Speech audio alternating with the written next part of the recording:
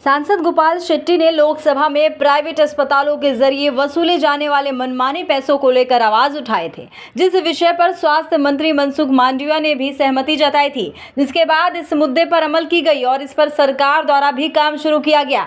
यही वजह है कि अब सुप्रीम कोर्ट ने भी प्राइवेट अस्पतालों के जरिए वसूले जाने वाले मनमानी पैसों को लेकर नाराजगी व्यक्त की है। नियमों के तहत राज्य से सलाह के बाद महानगरों, शहरों और कस्बों में बीमारियों के इलाज और उपचार के लिए एक स्टैंडर्ड रेट का नोटिफिकेशन जारी करना अनिवार्य है।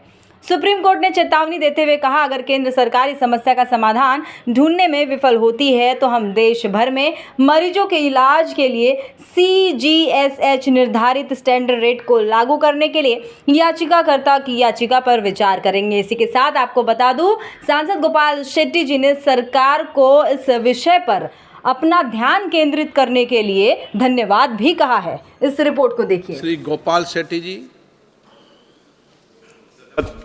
अध्यक्ष महोदय जी, बहुत ही अच्छा प्रश्नोत्तरी चल रहा है और बहुत अच्छे उत्तर आ रहे हैं। हेल्थ केयर सेंटर में सरकार ने आयुष्मान भारत से लेकर जेनरिक मेडिसिन तक बहुत बड़ा बदलाव लाया। मरीजों के आरोग्य में तो बदलाव आया ही है, लेकिन पिछले 9.5 साल में देश के आरोग्य में भी बहुत बदलाव आया है। लेकिन मेरी चिंता साथ साथ में ये भी है, सरकार ने इतना अच्छा काम करने के बावजूद महाराष्ट्र की सरकार भी इसमें बहुत अच्छा काम कर रही है, लेकिन शहरी भागों में कुछ प्राइवेट हॉस्पिटल्स है जहाँ पर भी पेशेंट चला जाता है तो 20-20, 25-25 लाख के बिल 7-8 दिन के इलाज के लिए लग जाते हैं। शिकायत करने पर उसका कोई रिजल्ट आता नहीं है।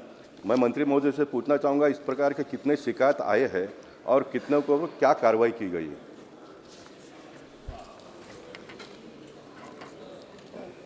माननीय अध्यक्ष महोदय, एक ऐसी स्थिति में कई बार कई डॉक्टर कोई हॉस्पिटल ज़्यादा बिल चार्ज कर देते हैं। उसके लिए नेशनल मेडिकल कमीशन में एक एथिक बोर्ड है और एथिक बोर्ड पर ऐसी कोई शिकायत आती है तो उसके सामने कार्यवाही भी होती है और कई बार उसको पैसा वापस देने के लिए भी कहा जाता है।